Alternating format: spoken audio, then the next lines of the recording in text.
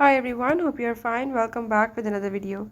In this video, I will show you how to fix Microsoft Store not downloading apps in Windows 11. So if you want to fix it, I will tell you how you can do it. What you have to do is to follow all the steps, watch complete video, and if you are new here, don't forget to subscribe. Let's watch it.